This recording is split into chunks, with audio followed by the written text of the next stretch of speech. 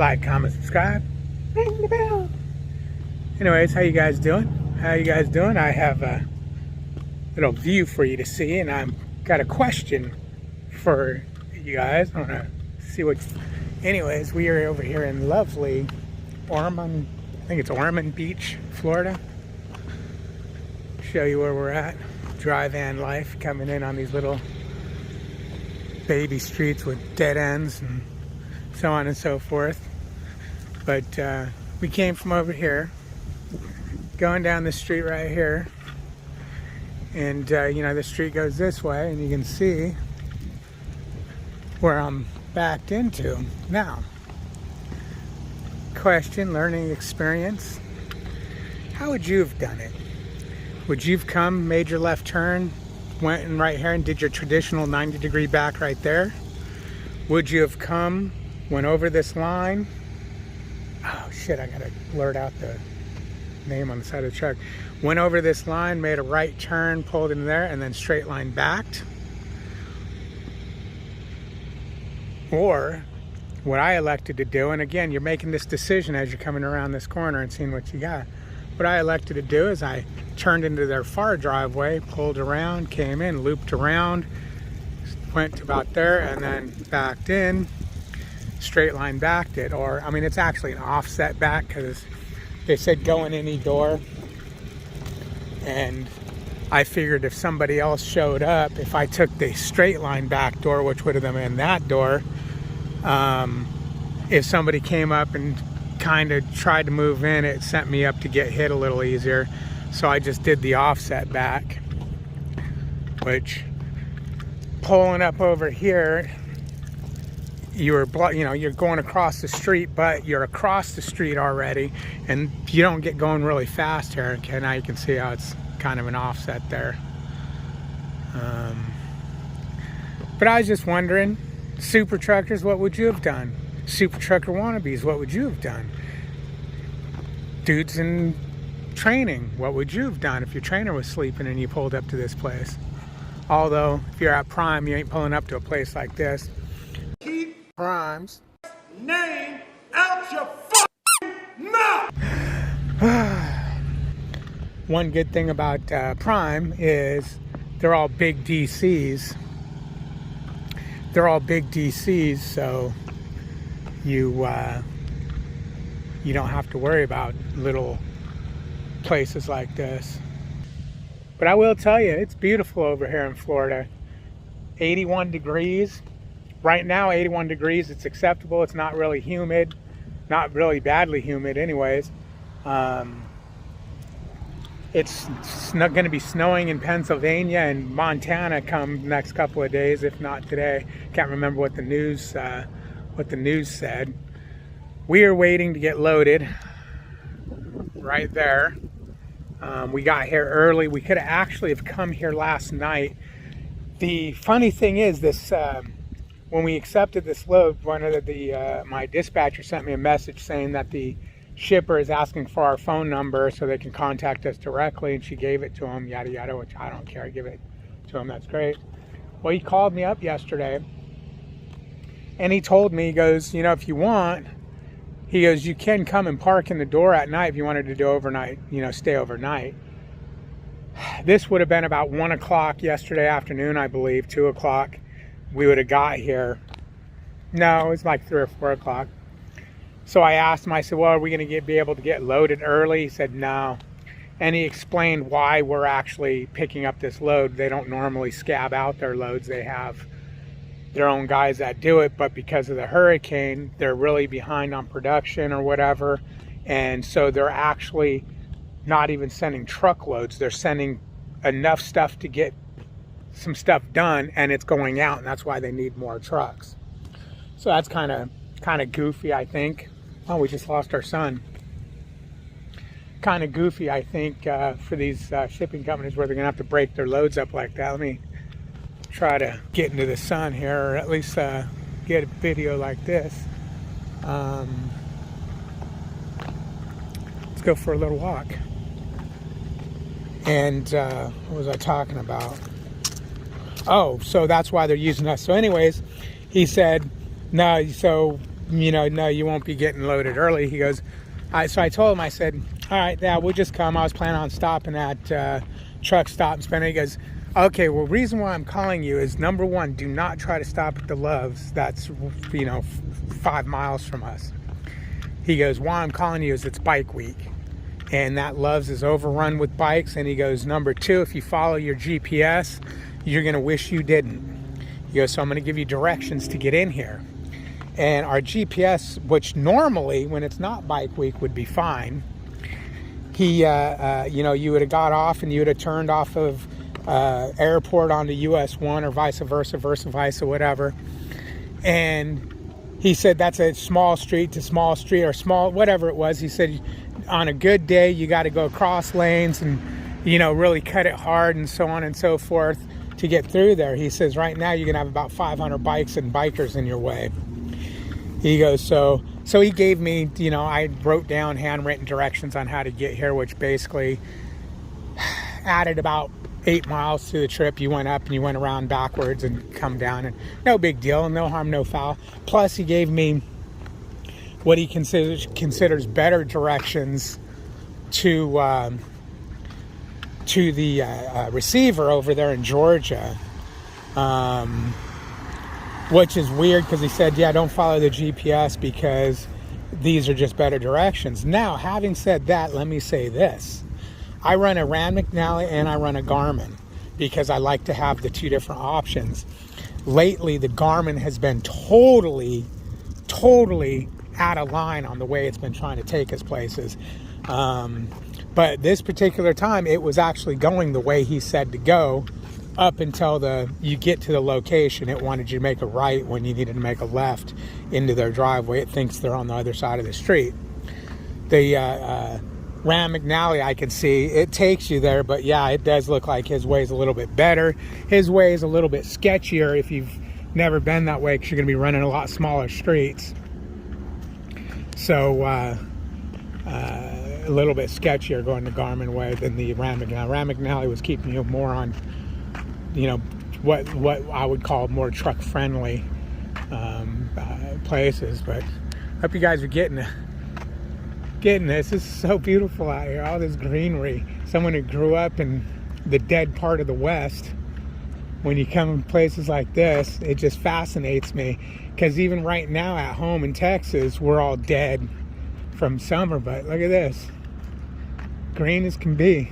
Ooh, I forgot there's freaking alligators out here. I got to get back to my truck because boots ain't going to protect you from alligators. They'll bite right through them motherfuckers. Okay, I'm scared now.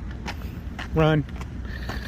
Okay, so anyways, he called and did all that, and now we're here. We did get another load for Sunday. We're going to be picking up after we deliver this load. It picks up, this load delivers today. It's a pickup, here in Florida and going over to near Atlanta, Georgia to drop, and then in the morning we'll pick up a load over there near Atlanta, and it's going to Indiana for a Monday drop. That got us through the weekend, but I will say not a very profitable weekend at that. Again, I'm like, I like being honest and everything. Dry van freight is hard to run on the weekends. I told her, and what I'm trying to accomplish, I'm trying to see what it's like to force a weekend run. That's what we're doing here. It's like, hey, find me something for, and she found these two loads. Normally I wouldn't took in either one of these, but we are going home Tuesday or Wednesday. So it's like, even if it's an extra, ooh, look at a little bug, a lizard. I wonder if there's alligators over there. Look at this swamp. An extra couple $100. Ooh, scary. Do you see it? Ooh, how much for me to swim in that? I got Cash App. Oh, I wish I was doing a live, man. Oh, hell yeah. Oh, dude, I could do it's not getting a signal over here. I could have done a live and, $50, I'll go drink that water. $100 and I'll swim in it. $200 and I'll roll it. It stinks. I'm out. Anyways, what was I talking about?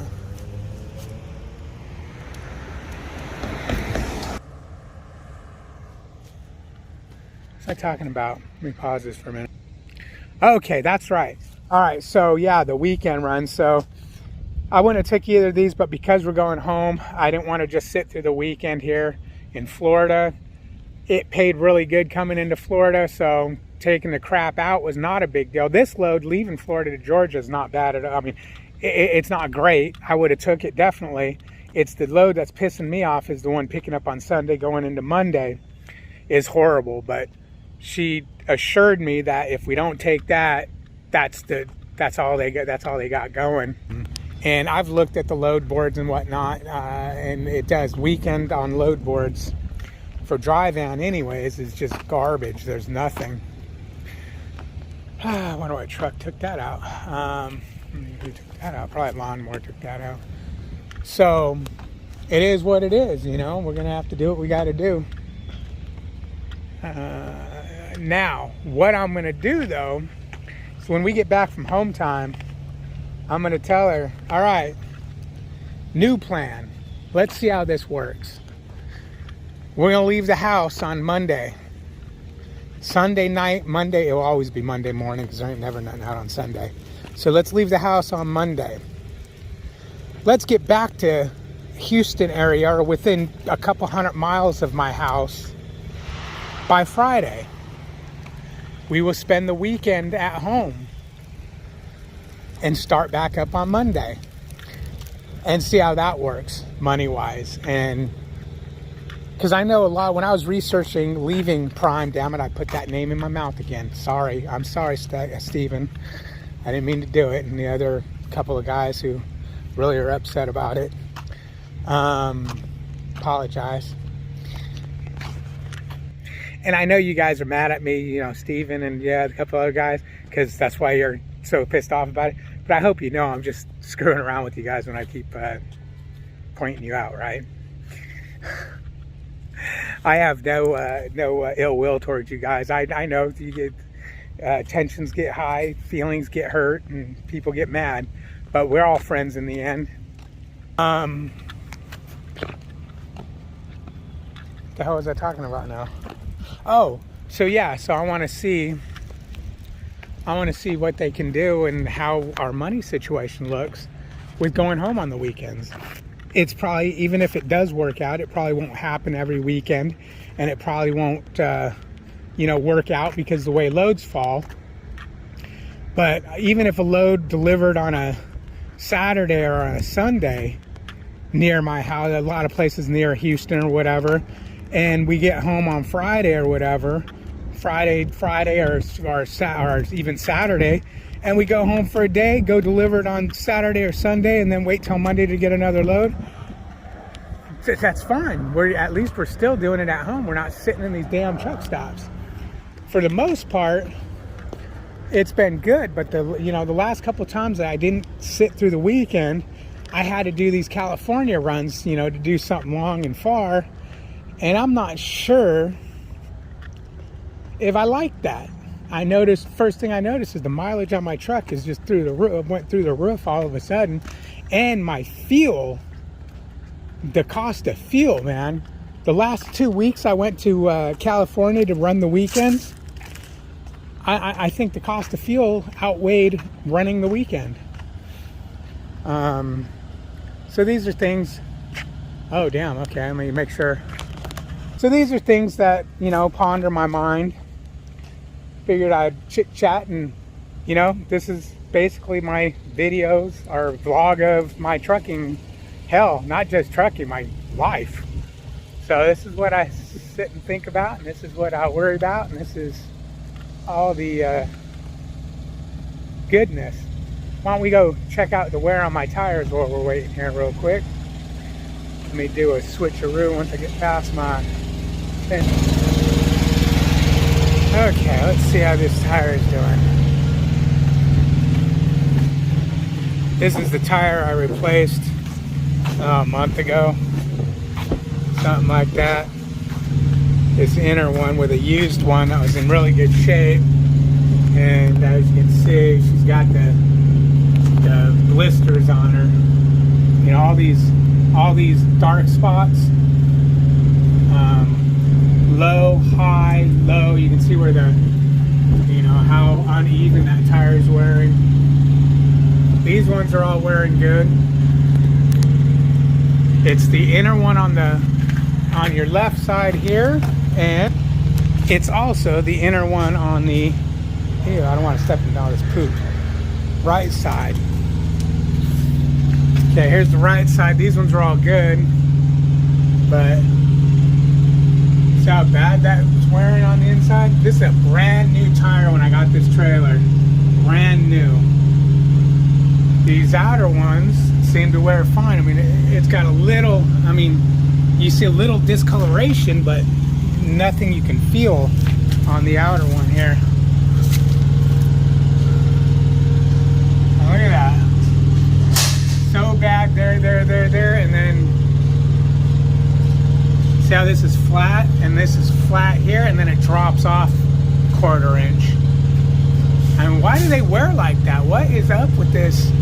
You know, they say it's an alignment thing, but why is it just the inside and inside? Why isn't it doing it on the outside tire? I mean, look at how perfectly evenly worn that is. Oh, well, wait a minute. No, not really. Hold on. It's not. Okay, you got these grooves here, and you see they're going away right there. So this tire is actually wearing on, this tire was brand new and this tire was brand new. So this tire is wearing on this outer edge. This tire is wearing uneven, bumpy, and just on the inner edge. But you can see she's good there. Interesting, huh? Let's see how these back ones are doing. Okay, these back ones are wearing evenly.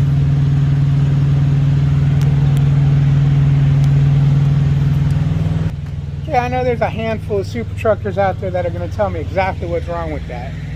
Is it an alignment thing? When I go home next week, I'm going to call the Baytown TA and see if they can get me in for an alignment. Do you guys trust TA to align it? Or should I be taking it to Great Dane? Or to an independent trailer shop?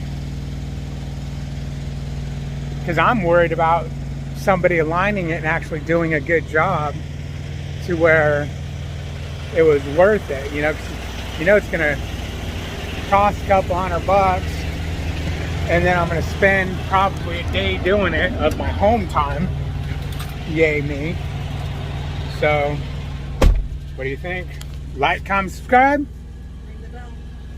Enthusiasm, woman. One more time. Like, comment, subscribe. Ring the bell. Are you live again? You didn't even say ring the bell. You said I ring the bell. Are you live again? Okay, let's see. Enthusiasm. Like, comment, subscribe. Ring the bell. Better. Good as